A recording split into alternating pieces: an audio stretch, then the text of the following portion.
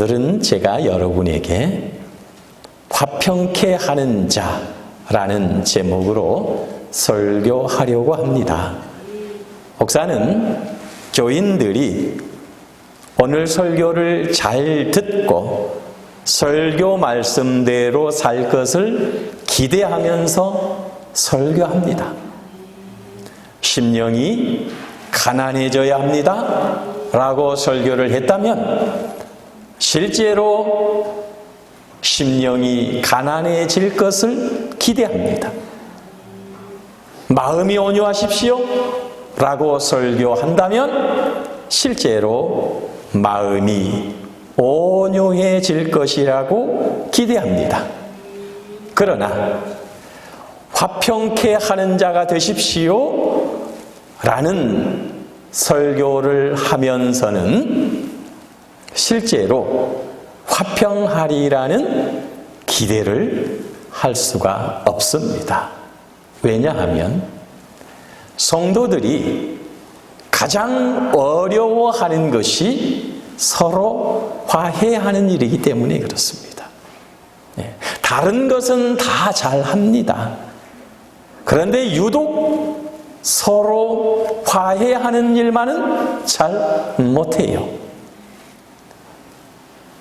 사람은 한 번 삐치면 좀처럼 마음을 열지 않습니다.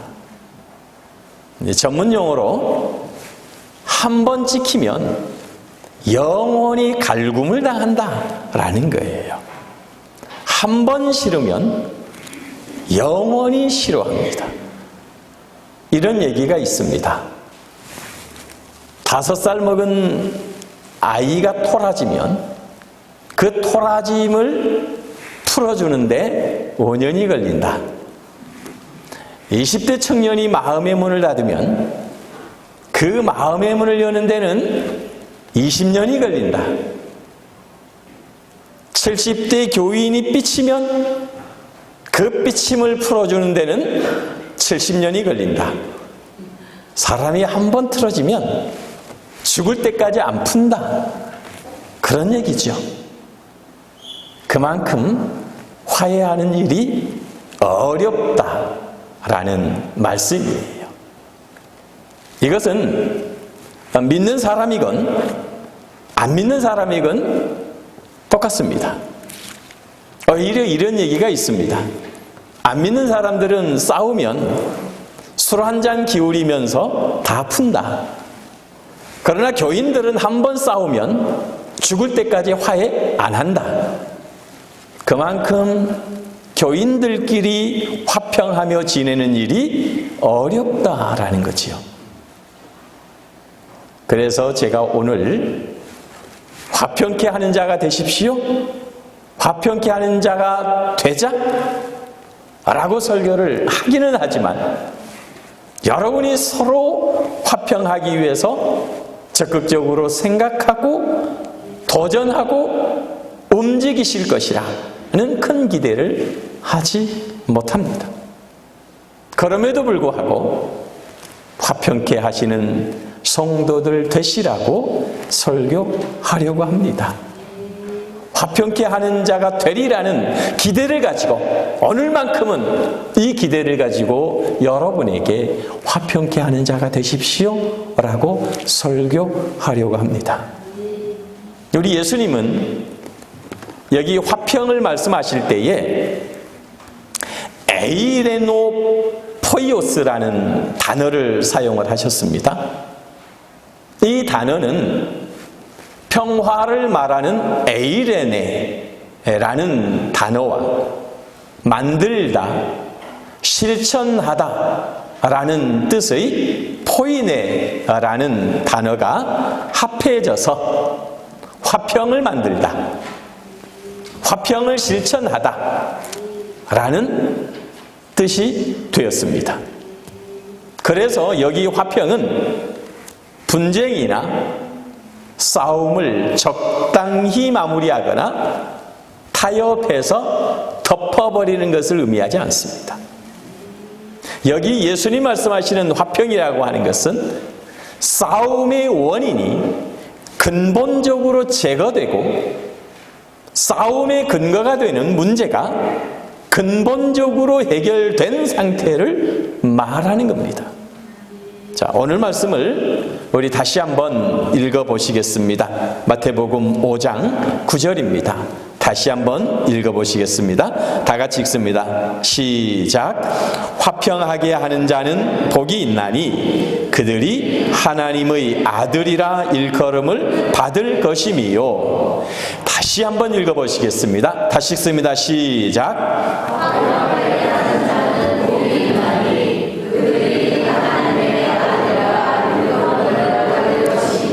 아멘. 여러분, 이 구절을 어떻게 읽으셨습니까?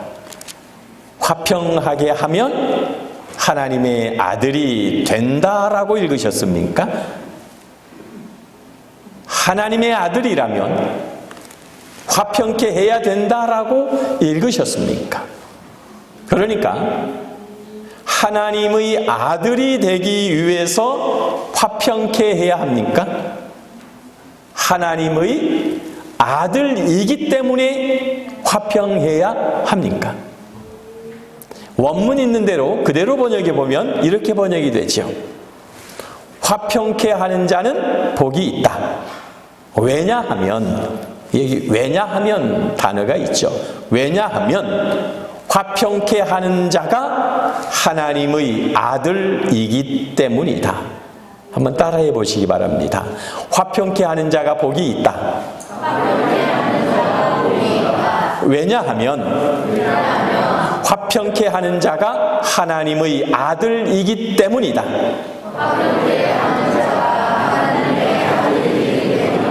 매우 분명합니다. 하나님의 아들이기 때문에 화평해야 한다는 말씀이지. 이 말은 화평하지 않은 자는 하나님의 아들이 아니라는 말씀입니다. 그러므로 화평케 하는 자는 복이 있나니 그들이 하나님의 아들이라 일컬음을 받을 것이요 라는 말씀은 화평하라, 가능하면 많은 사람과 화평해야 된다 라는 그 말씀을 하시는 것이 아니라 너희가 하나님의 아들이라면 서로 화평해야 된다라는 말씀이 되는 겁니다. 화평할 수 없는 자는 하나님의 아들이 아니라는 말씀이죠. 너희가 신자라면 너희 가정을 화평한 가정으로 만들어야 하고, 너희가 도평교회 성도라면 경로당에서 모든 사람과 화평해야 하고, 도평교회가 하나님의 자녀들의 모임이라면 교인들 간에 갈등이 없어야 하고 서로가 평안의 교제를 해야 한다, 그런 말씀이에요. 다시 말씀을 드립니다. 하나님의 아들이라면 다른 사람과 다투지 않습니다. 신자라면 다른 사람의 약점이나 못남이나 연약함을 핑계로 갈등하거나 싸우지 않습니다. 갈등하고 다투고 싸우는 것은 하나님의 자녀가 할 일이 아니요 사탄의 자녀들이 하는 짓입니다. 원래 사탄이 하는 짓이 그래요. 사람들 사이에 편을 가르고 나누고 미워하고 원수되게 하고 결국 모두 다 죽게 만드는 거예요. 이게 사탄이 원래 하는 일입니다. 이 사탄이란 말 뜻 자체가 그래요. 나누다, 갈라지다, 이런 뜻이에요. 그러므로 다른 사람,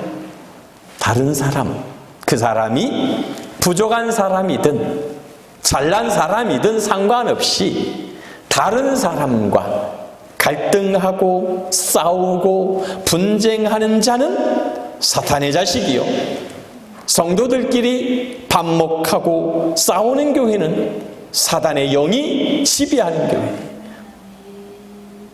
사탄의 영의 지배를 받기에 교인들끼리 싸워서 교회의 평화를 깨고 교인들끼리 서로 원수를 맺고 서로 상처를 줍니다.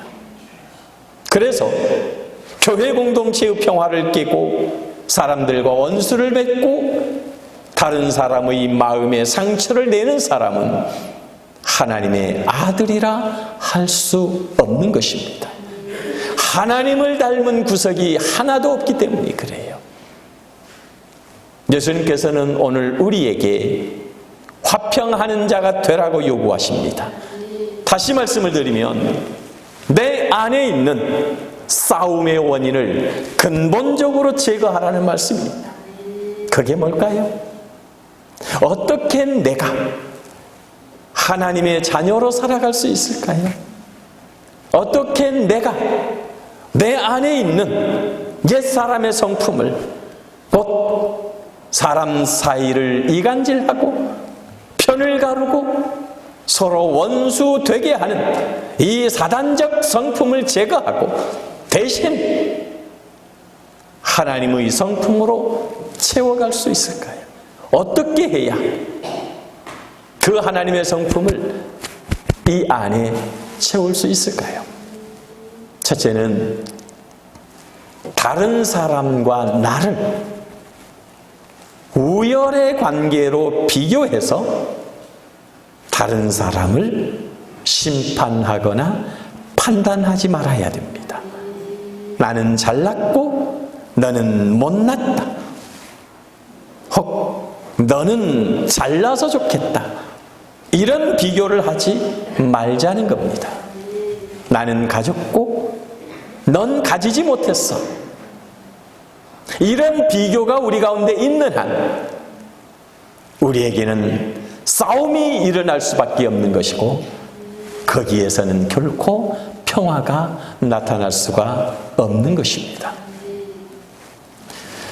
마태복음 18장 말씀으로 가보시겠습니다. 몇 장 넘기시면 마태복음 18장 3절, 4절, 5절이 있습니다. 마태복음 18장 3절, 4절, 5절입니다. 우리 같이 한 목소리로 읽도록 하겠습니다. 마태복음 18장 3절, 4절, 5절입니다. 다 같이 읽습니다. 시작.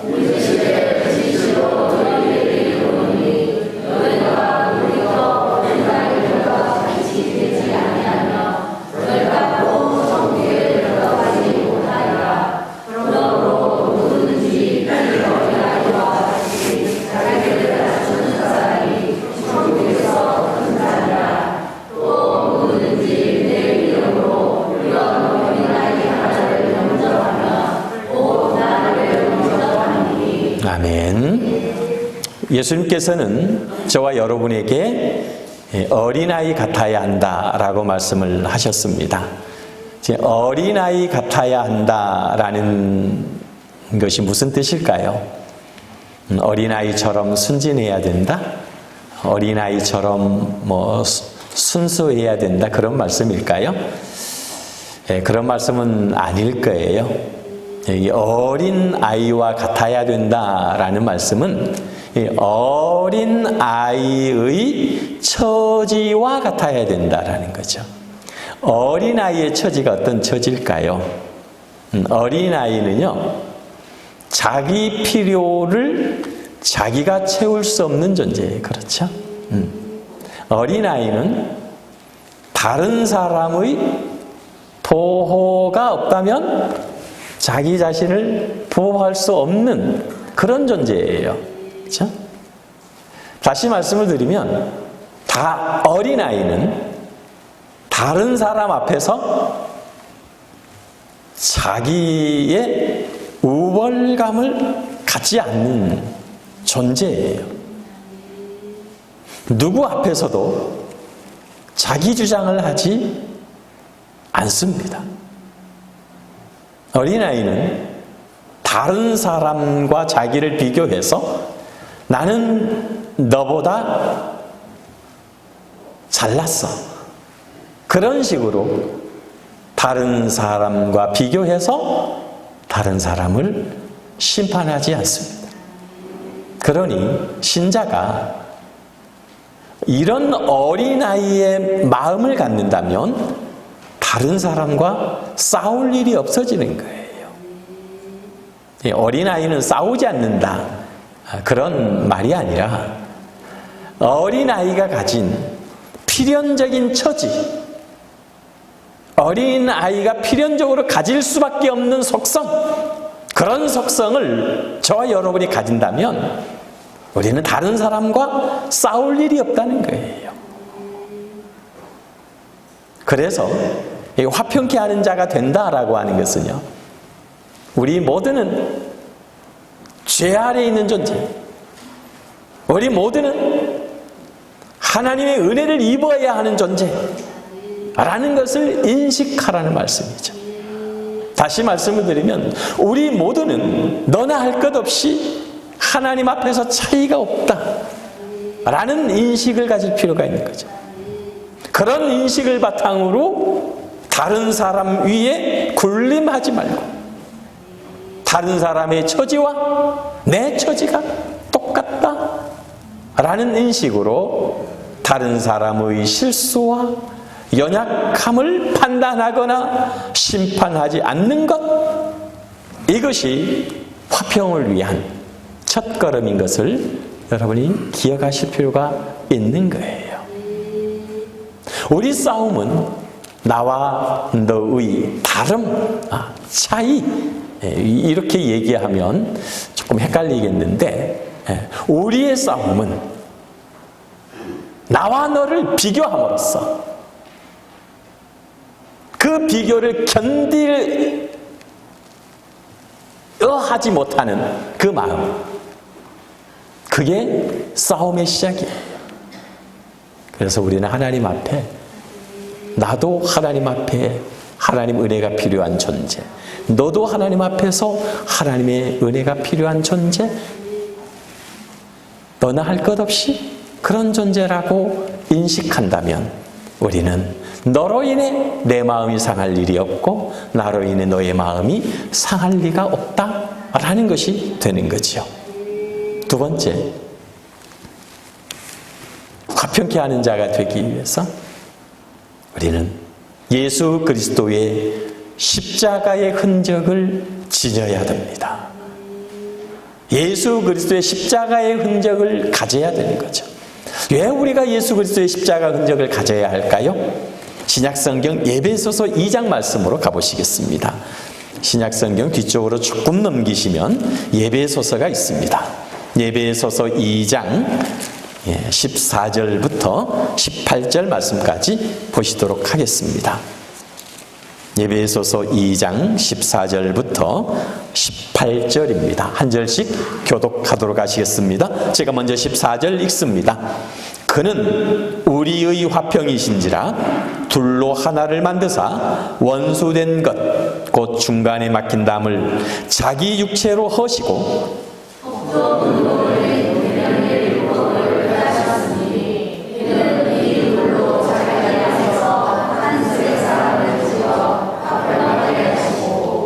또 십자가로 이 둘을 한 몸으로 하나님과 화목하게 하려 하심이라.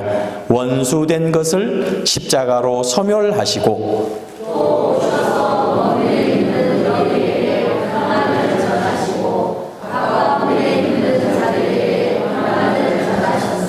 같이 읽습니다. 이는 그로 말미암아 우리 둘이 한 성령 안에서 아버지께 나아감을 얻게 하려 하심이라. 아멘. 여기서 우리가 왜 그리스도의 십자가의 흔적을 지녀야 하는지 답을 얻으실 수 있겠습니까? 왜 우리가 예수 그리스도의 십자가의 흔적을 가져야 할까요? 예수 그리스도께서 자신을 제물 삼은 그 십자가로, 여기 보시면 둘을 하나로 묶으셨고 하나님과 원수된 우리를 하나님과 화목되게 하셨기 때문이다. 예수 그리스도의 십자가는 사람과 사람 사이의 막힌 담을 헐었고 원수된 사이를 화평케 하셨습니다. 그리스도의 십자가는 이런 엄청난 능력을 가지고 있습니다. 그래서 우리가 합평케 하는 자가 되기를 원한다면 바로 이 예수 그리스도의 십자가의 흔적을 가져야 하는 겁니다. 다시 말씀을 드리면 어떻게 예수 그리스도께서 하나님과 사람 사이의 막힌 담을 하셨고 원수된 것들을 소멸하셨는가를 배우라는 얘기겠죠. 여기 14절을 보시면 그 육체로 하셨다라고 말씀하세요. 다시 말씀을 드리면 당신의 희생으로 원수된 것을 화목케 하셨다라는 말씀이에요. 그렇기 때문에 십자가의 흔적을 가진다라고 하는 것은 예수 그리스도의 희생을 본받는다라는 말이 되는 거죠. 그래요. 평화는요, 누군가의 희생이 필요해요. 만약 저와 여러분이 우리 가정의 평화를 원하신다면 가정을 위한 자기 십자가를 지셔야만 해요. 만약 우리가 교회의 화평을 원한다면 교회와 다른 형제를 위해 나 자신을 희생해야 합니다. 나의 시간을 희생하고 내 물질을 희생하고 나의 생각과 나의 재능을 희생해야 됩니다. 그런 희생 없이 우리 가운데 평화가 이루어지지 않는 것입니다. 예수 그리스도의 십자가를 지신 그 희생을 따라서 나 자신의 것을 희생하심으로써 내가 속한 가정, 나의 교회, 내가 살고 있는 이웃에게 하나님의 평화를 전하시는 여러분 되시기를 바랍니다. 사랑하는 성도 여러분, 우리가 사는 세상은 본질적으로 평화를 추구하지 않습니다. 단지 가장된 평화, 위장된 평화 코스프레로 자기의 이익과 탐욕을 채워가는 겁니다.